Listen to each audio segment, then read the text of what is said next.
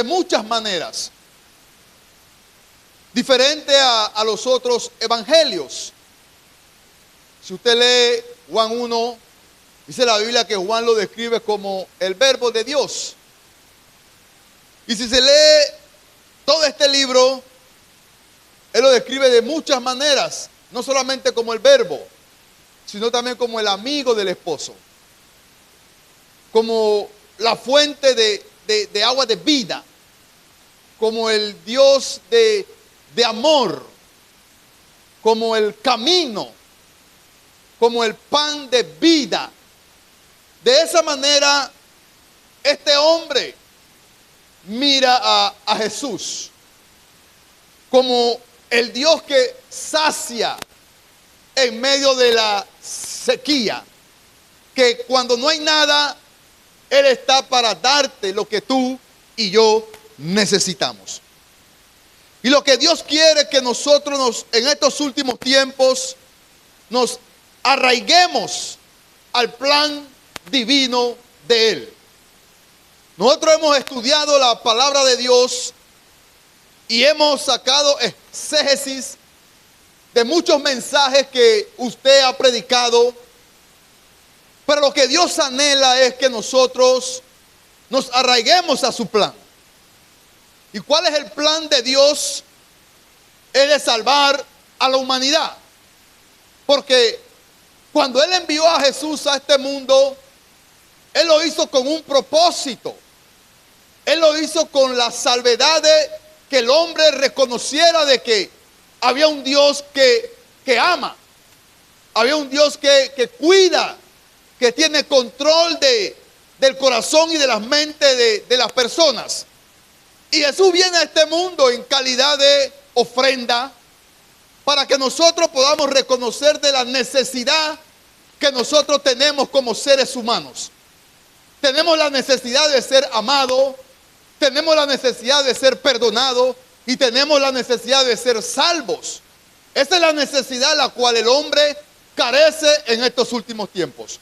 Y nosotros venimos, o yo vengo a hablarle de aquella necesidad que el hombre está careciendo en estos últimos tiempos. Porque la Biblia nos habla de que por el pecado de un hombre entró la muerte. Y ese hombre fue Adán. Porque Adán no se arraigó al plan de Dios, sino que se dejó convencer por su mujer Eva. Y ese convencimiento llevó a este hombre a fallarle a Dios, a cometer un pecado, y ese pecado fue traspasado a toda la humanidad. Por eso David pudo decir que en pecado me concibió mi madre. Y cuando Juan escribe este libro, él está hablando de la plenitud del gran Dios, del poderoso, del Dios de amor, que a pesar que también es fuego consumidor, pero es más amor que fuego consumidor. Y Juan describe en el libro de Juan capítulo 3, verso 14, y dice: y como Moisés levantó la serpiente en el desierto, había acontecido algo en el desierto. El pueblo de Israel le había dado la espalda a Dios. Había pecado contra Dios y Dios envió como alguna serpiente para que los mordiese y los matase ahí en el desierto. Pero Dios le dice a Moisés: ate una serpiente de bronce y ponla en alto, y todo aquel que fuere mordido por la serpiente mirará a aquella serpiente en lo alto y será sano. Y Juan dice: y como Moisés levantó la serpiente en el desierto, así era necesario, o así es necesario, que el Hijo del Hombre también sea levantado, pero con un propósito. Porque cuando Moisés levanta la serpiente, la levantó con un propósito. No la levantó por el gusto, la levantó porque Dios le dijo que la levantara. ¿Para qué? Para que todo aquel que mirara a la serpiente de bronce, cuando la serpiente lo mordía, fuera sanado. Y Dios le dice a Juan, y Juan describe y dice: para que todo aquel que en él crea no se pierda, mas tenga la vida eterna. Y ese es el plan en el cual Dios quiere que nosotros nos arraiguemos, es a su plan. Y el plan de Dios es bueno, porque Romanos, o el apóstol Pablo escribe en el libro de Romanos capítulo 12, verso 2. Y nos dice que no nos conformemos a qué cosa, a este mundo, a las cosas de este siglo. No te conformes, sino que sean ¿qué? Renovados, ¿qué cosa? Vuestro entendimiento, para que podáis ¿qué? Comprobar cuál es la voluntad de quién, de Dios, agradable y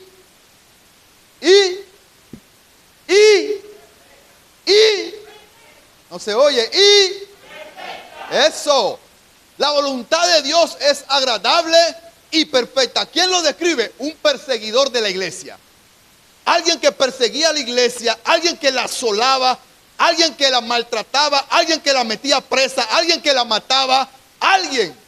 Cuando Dios se le reveló a ese alguien, en Romanos capítulo 12, verso 2, ese hombre revela y nos dice, no nos conformemos a este mundo.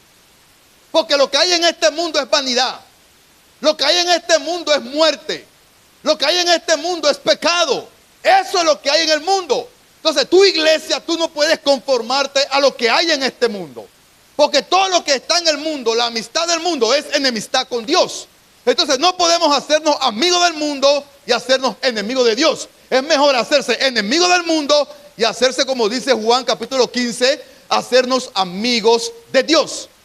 Porque nadie dio su vida sino el que la dio por sus amigos. Entonces, el apóstol Juan o el apóstol Pablo nos está dando una enseñanza clara de que nosotros no podemos tener nuestra mente en las cosas de este mundo. Porque ciertamente las cosas de este mundo nos pueden arrastrar ¿a qué? A no hacer o a no cumplir el plan perfecto de Dios. Entonces, cuando tú renuevas tu mente, cuando tú renuevas tu corazón, cuando tú tienes un corazón entendido en lo que es la palabra de Dios, entonces tú puedes entender que la voluntad de Dios es agradable y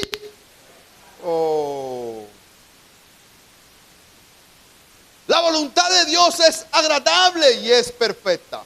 Entonces este hombre pudo entenderlo. ¿Por qué? Porque Dios se le apareció. Y cuando Dios se le aparece a este hombre en el libro de los Hechos, capítulo 9, él se da cuenta de que él estaba cometiendo un grave error. ¿Y cuál era el error que él estaba cometiendo? Era de perseguir a Jesús. Porque él no estaba persiguiendo a hombre, él estaba persiguiendo a Jesús. Y cuando Jesús se le aparece y le dice, Pablo, Pablo, ¿por qué me persigues? Entonces Pablo entendió que eso no era la voluntad de Dios. Y Dios quiere llevar a la iglesia a que la iglesia entienda cuál es su voluntad. ¿Cuál es la voluntad de Dios? Porque si la voluntad de Dios es agradable y es perfecta, entonces yo tengo que arraigarme, apegarme al plan de Dios. Y lo primero que usted tiene que entender es que hay un Dios de amor, que hay un Dios que nos ama. Porque la Biblia nos habla en el libro de Jeremías, capítulo 31, verso 3. El Señor se manifestó a mí hace mucho tiempo, tiempos atrás. El Señor se me manifestó diciéndome, con amor eterno te he amado, por lo tanto te he prolongado mi misericordia. De los que estamos aquí, muchos de los que estamos aquí, ya teníamos que estar como muertos. Pero ¿qué hace Dios? Se manifiesta tu vida. ¿Para qué? Para darte ¿qué? De su amor. Por eso el apóstol Juan dice, porque de tal manera amó Dios al mundo que ha enviado ¿a quién? A su Hijo unigénito, para que todo aquel que en él crea no se pierda. Quiere decir que hay una condenación. Hay un lugar de condenación. Quiere decir el apóstol ¿quién? El apóstol Juan está diciendo de que hay una condenación. Porque lo dice más atrás. Porque no envió Dios a su Hijo para condenar al mundo. Por eso Jesús dijo en una ocasión, y el mismo Juan lo describe, de que Él no vino para condenar al mundo, sino que la palabra que yo he hablado, esa es la que lo va a condenar. Entonces, ¿qué es lo que va a condenar al mundo? Es la palabra. ¿Es la palabra de quién? De Dios. Porque en esta palabra que usted lee todos los días, que usted escudriña, está la voluntad de Dios. Y si la voluntad de Dios está aquí, entonces yo tengo que agarrarme de esta voluntad. No de la voluntad de los hombres, no de lo que los hombres quieren que yo haga, sino lo que Dios quiere que usted y yo hagamos en este momento. Entonces, lo primero que tenemos que entender en este pasaje es que hay un Dios de amor. ¿Por qué un Dios de amor? Porque todos los que estamos aquí estábamos, ¿qué? Condenados a ¿qué? A muerte. Y esa condenación la produjo ¿qué cosa? El pecado.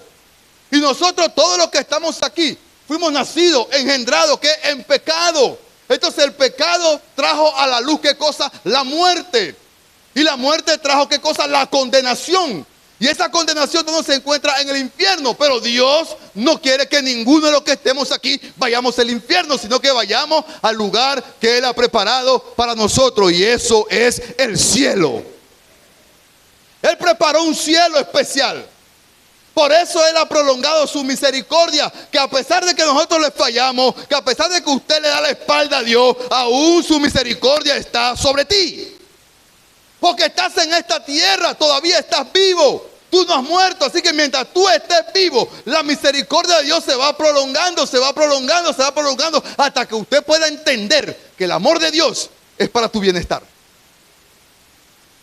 Que el amor de Dios es para tu bienestar, no es para que tú te alejes, sino para que tú te acerques a Él. Y Juan lo describió y lo dijo. O sea, el amor de Dios es sin condición. Él no necesita que tú lo ames para Él amarte. No, Él no necesita eso. Él lo hizo antes de que tú lo amaras. Antes de que tú amaras a Dios, ya Él te amó. Antes de que tú nacieses, ya Él te amó. Por eso la Biblia dice que Él te amó antes de o sea, que antes que el mundo fuese creado, ya Él te amó. Él te amó con amor eterno. Él no te amó de cualquier manera, amados hermanos. Él te amó con amor eterno. Juan lo entendió, Isaías lo entendió, Jeremías lo entendió, los profetas lo entendieron. La iglesia también tiene que entender que Él nos amó antes que nosotros los amáramos. Por eso que el amor de Dios es incondicional. Es incondicional, amados hermanos.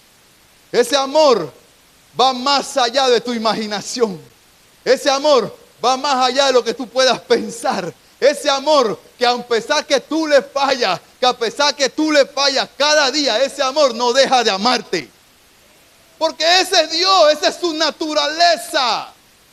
El amor, Él es un Dios de amor. Y si Él te amó sin condición, tú tienes que saber que ese amor se entregó por ti. Él se entregó en una cruz. Y Él no lo hizo en cualquier lugar. Él se entregó por ti.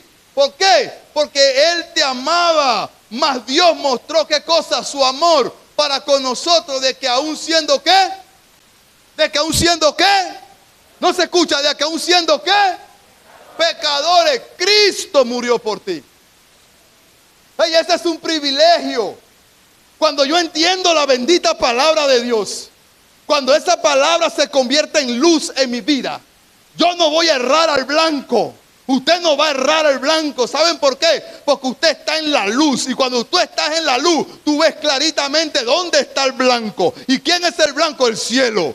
El cielo es tu blanco, no puedes fallar a ese blanco. Por eso Jesús dijo claramente en este libro de que esta es la condenación, que la luz, iglesia, la luz vino a este mundo. Pero los hombres, el ser humano, amó más las tinieblas que la luz. Porque sus obras eran ¿qué? Malas. Y la Biblia describe al hombre como malo, no lo describe como bueno. Porque la Biblia dice que Jesús dijo: si vosotros siendo malos sabemos dar buenas dádivas a vuestros hijos, cuánto más nuestro Padre que está en los cielos no le dará el Espíritu Santo a los que se lo pidan. Somos malos. Pero aún en esa maldad, la Biblia nos habla en el libro de Romanos capítulo 5, verso 8, de que Dios mostró. Él mostró ¿qué cosa? Su amor para con nosotros. De que aún siendo pecadores, Él murió por nosotros. Entonces Él nos ama sin condición, pero también se entregó por nosotros. Y no solamente se entregó por nosotros, sino también que mostró que es a prueba de todo. El amor de Dios es a prueba de todo. Ese amor, el amor es a prueba de todo. Cuando tú amas, el amor espiritual. Cuando tú amas, la Biblia nos habla de que Jesús, en el libro de Corintios, o el apóstol Pablo en el primer libro de Corintios, capítulo 13, verso 4 en adelante, dice él, el amor es sufrido. El amor no es que jactancioso. El amor no sé qué envanece. El amor no busca lo suyo propio. El amor nunca deja de ser. El apóstol Pablo escribió acerca de la preeminencia del amor, porque él sabía de que él tenía una condenación, de que él estaba en las tinieblas. Pero una vez Cristo llegó, él fue trasladado de las tinieblas ¿a qué? A la luz. ¿Para qué? Para que anunciare las virtudes de aquel que lo trasladó de un lugar a otro. Amados hermanos, antes nosotros estábamos en tinieblas, pero cuando el amor llegó, nos trasladó a su luz. Dale un fuerte aplauso al Señor. Fuimos trasladados. Antes caminábamos en tinieblas, no podíamos ver el blanco, el objetivo. No lo podíamos observar. ¿Por qué? Porque nuestros ojos estaban como vendados. ¿Por qué? Porque caminábamos sobre la potestad del príncipe de qué? De las tinieblas, y andábamos en oscuridad. Ese era nuestro caminar, andábamos en oscuridad, no podíamos ver claramente. Pero una vez llegó el amor de Jesús a nuestra vida, la luz de Cristo empezó a alumbrar nuestros ojos y empezamos a ver con claridad cuál es el plan de Dios para nuestra vida. Y el plan de Dios es perfecto, es agradable, pero el plan perfecto de Dios se mostró a través de la persona de Jesucristo cuando fue a la cruz a morir por nosotros.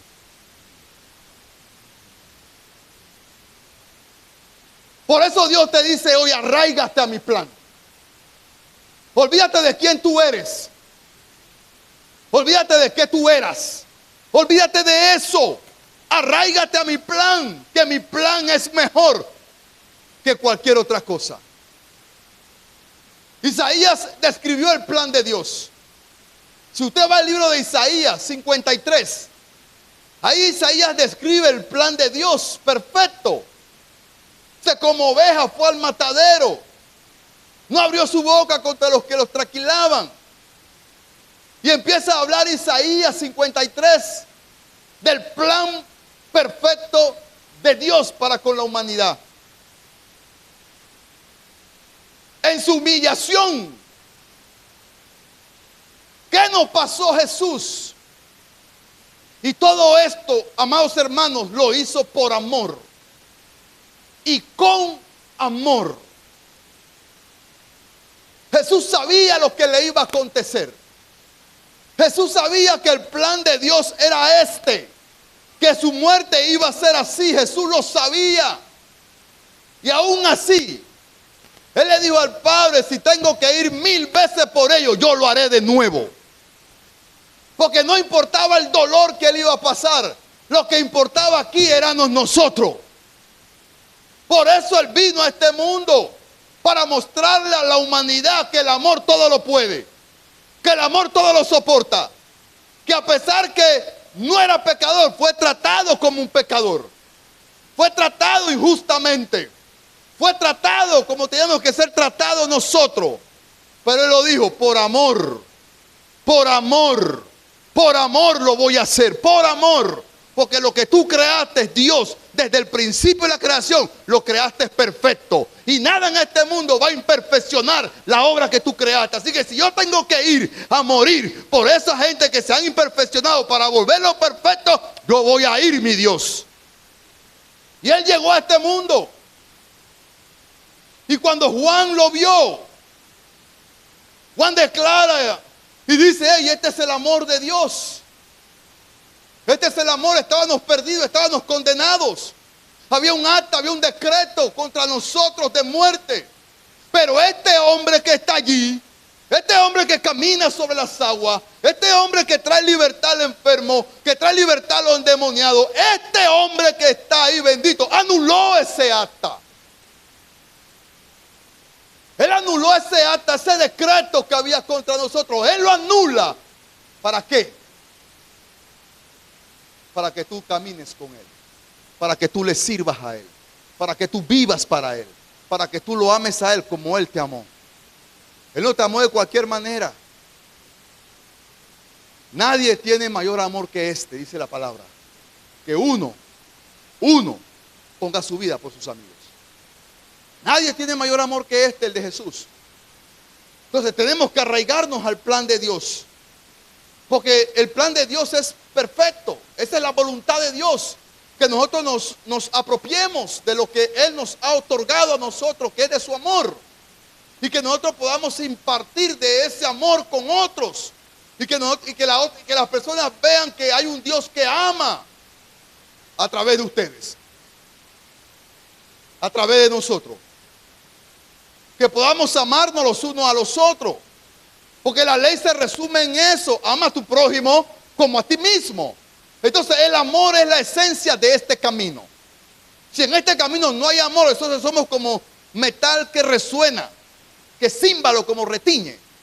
Somos así. Pero cuando hay amor, tú lo vas a soportar todo. Tú lo vas a sufrir. Tú no te vas a atar. Porque tú sabes que el amor nunca, pero nunca, pero nunca, pero nunca deja de ser. Viva la fe, viva la esperanza, viva el amor. Pero de los tres, el mayor es el amor. De los tres, el mayor es el amor. Entonces, hay que saber, hay que entender de que Él, todo lo que hizo, lo hizo para mostrarnos la prueba de su amor. Sufrió, le dolió, como hombre, fue escupido, fue abofeteado, fue pateado, fue latigado, fue clavado en las manos y en los pies, fue traspasada una lanza, pero todo fue por nosotros, por su amor, porque Él sabe que íbamos a una condenación, pero Él dijo, yo no lo voy a permitir, yo voy a hacer algo por ellos. Dale un fuerte aplauso al Señor. Yo voy a hacer algo por ellos. Hey, no podemos permitir, amados hermanos, escúcheme bien, no podemos permitir que ese sacrificio tan grande que se dio en la cruz sea en vano en nuestras vidas. No lo podamos, no lo permitamos, no lo permitas que lo que ese hombre pasó en ese lugar por amor a nosotros sea en vano en tu vida. Sea en vano. Que si tú estás aquí esta noche, tú tienes que valorar ese amor que Él hizo por ti. Y si tú no lo valoras, amados hermanos, otro lo va a hacer por ti. Y la posición la que tú tienes, la va a tomar otro. Pero no lo permitas. Pelea tu batalla.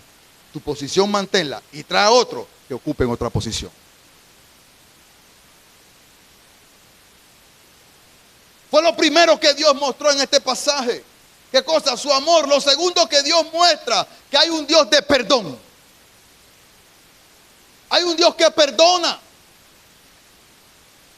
Que cuando tú vas a Él, David era un hombre que experimentó el perdón de Dios.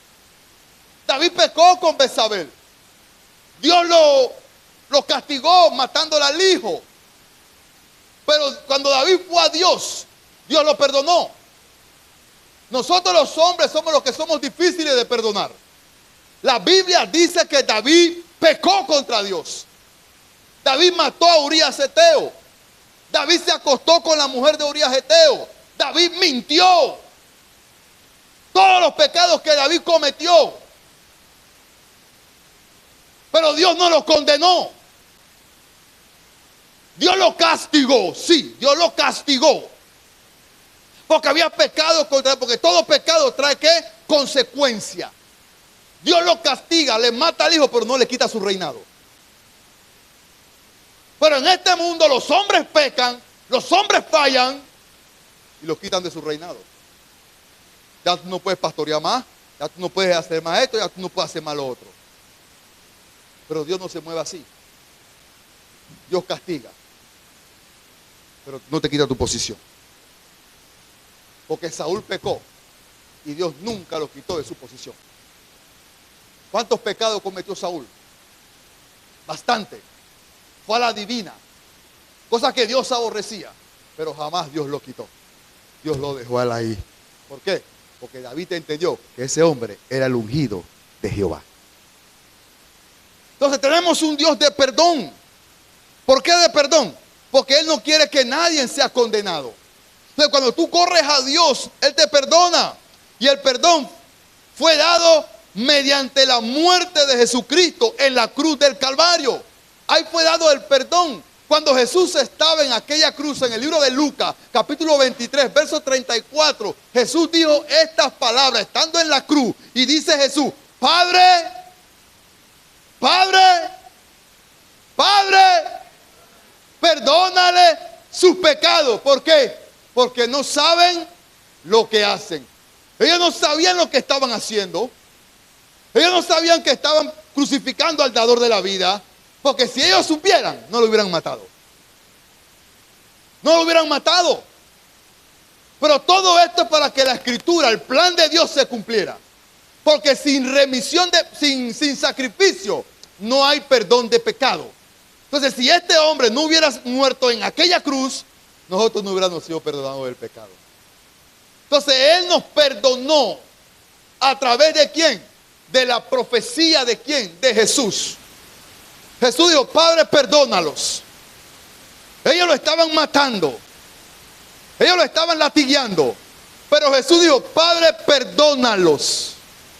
Perdónalo, porque están en su ignorancia. Y así caminamos muchos de nosotros en esta tierra en nuestra ignorancia, diciendo que los pastores eran unos ladrones, que los pastores son unos vividores, que los pastores se aprovechan de la gente, que los pastores le lavan el cerebro a la gente, que los pastores.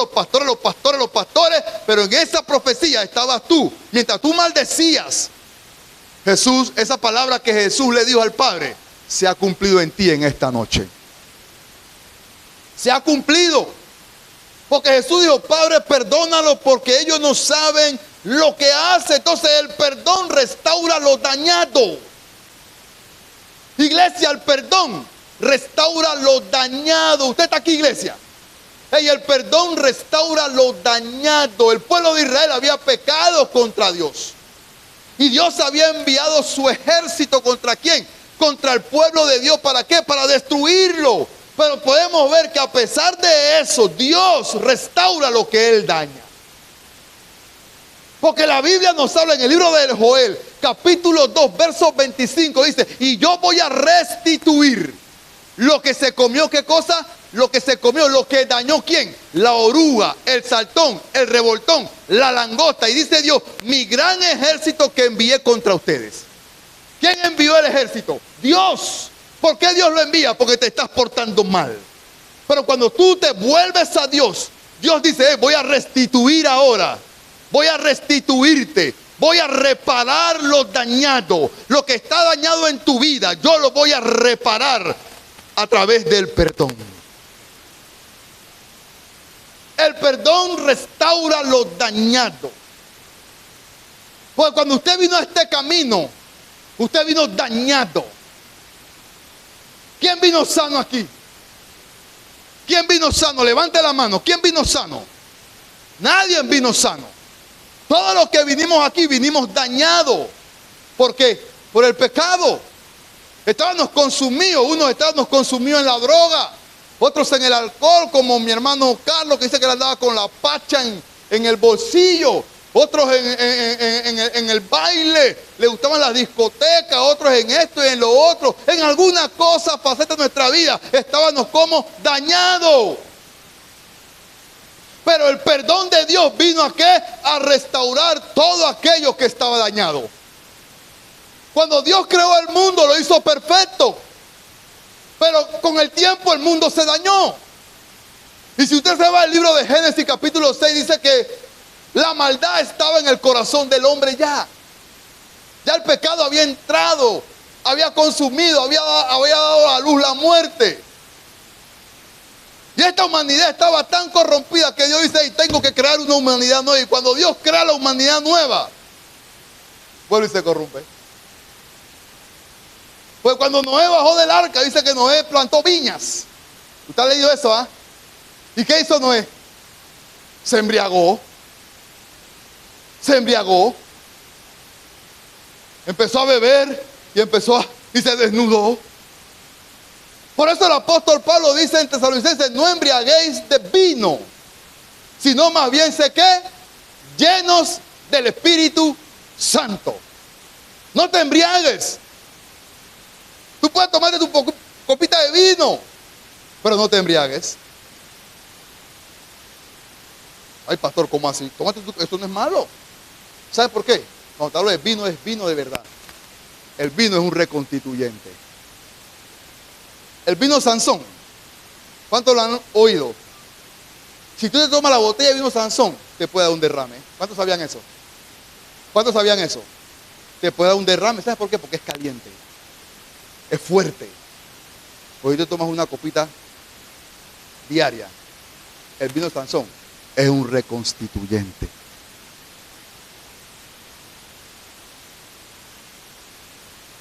El pastor mío que puedo tomar vino, así que ahora que salgo, iglesia, no me malinterpreten, iglesia. No me malinterpreten. ¿Usted me entendió? El perdón restaura lo dañado.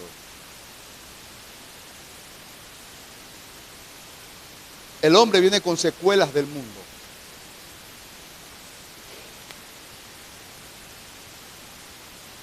Y una de mis secuelas es que no es que soy amargado. No soy amargado. Pero una de las secuelas que yo traje es que yo no puedo discutir con nadie. Porque si yo discuto, tengo que pegar.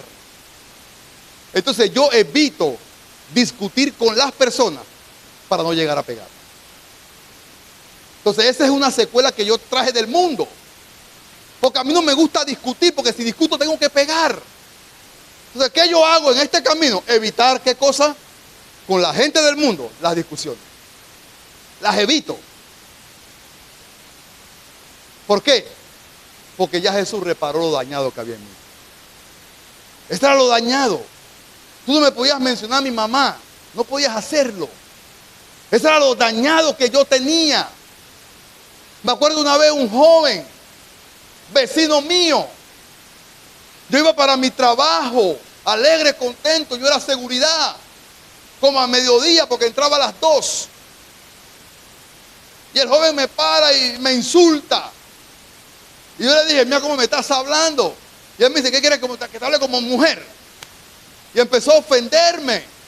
Pero yo le di la espalda y caminé como de aquí ande Oscarito. Y cuando caminé aquí ande Oscarito, él me mentó la madre de allá arriba donde él estaba hasta donde yo iba. Y cuando él me mentó la madre, que yo escuché, yo dije: bueno, lo maté. Y yo me di la vuelta. Iba caminando tranquilo para donde él.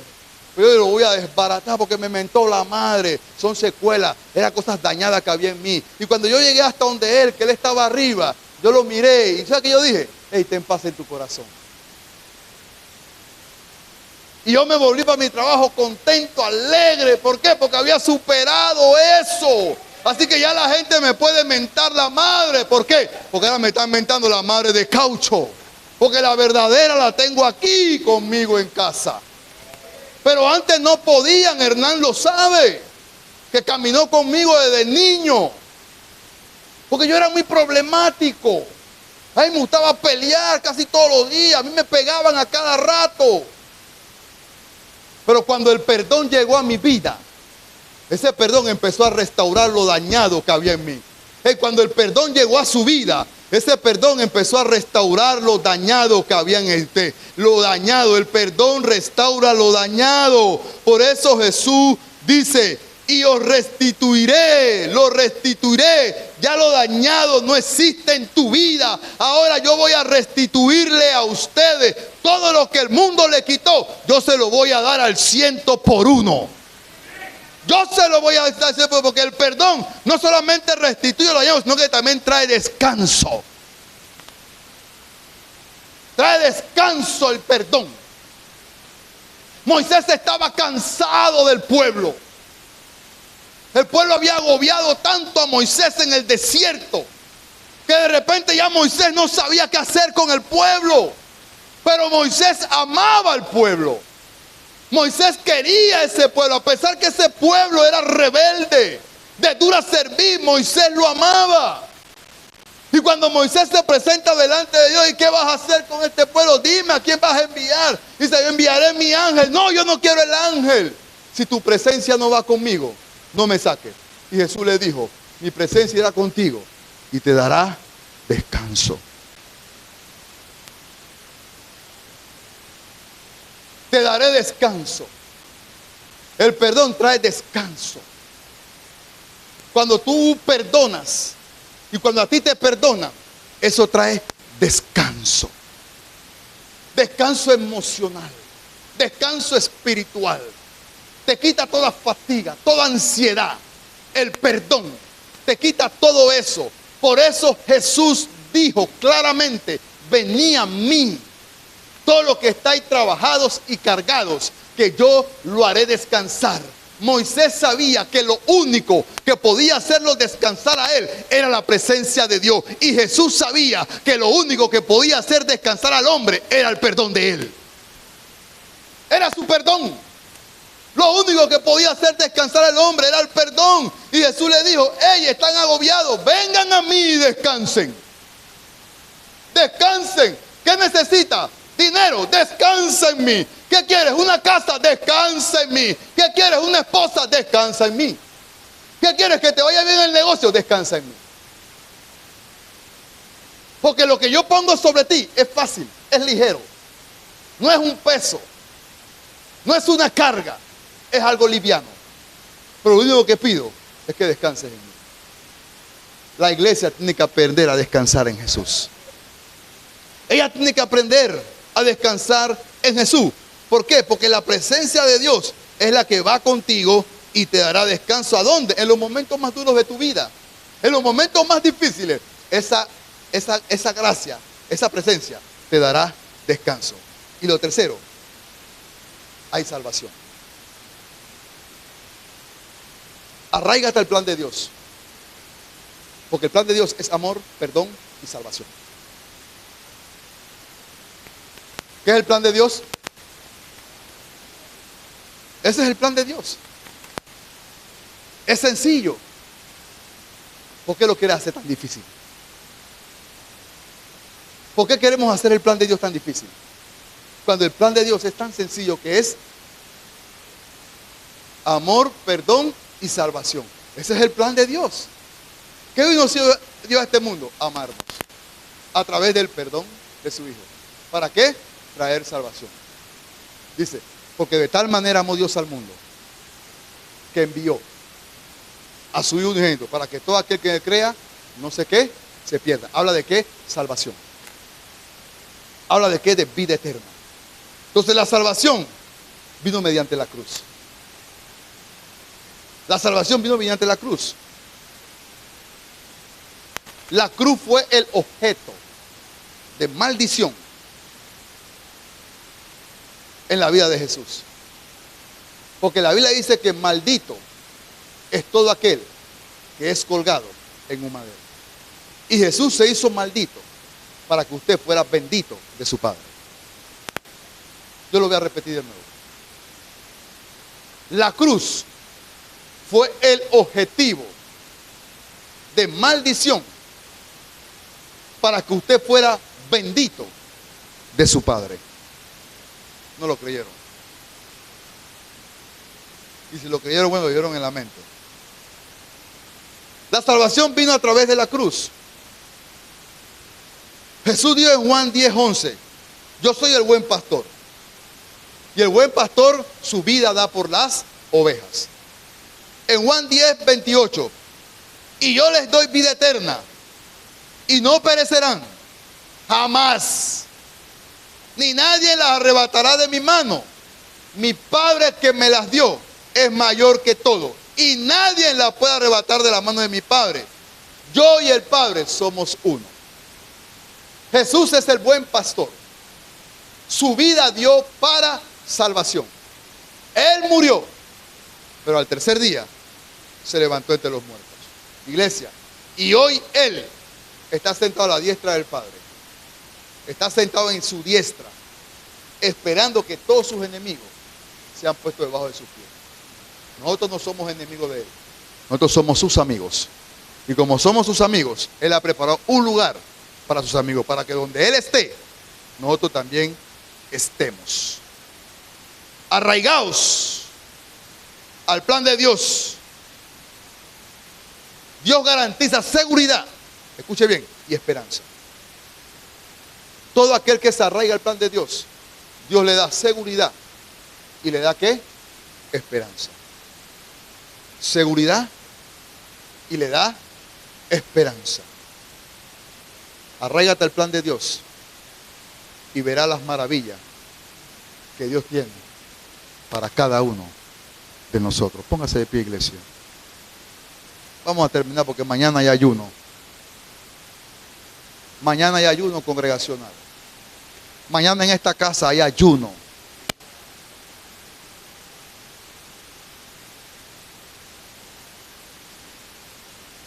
Yo quiero que usted venga al altar por un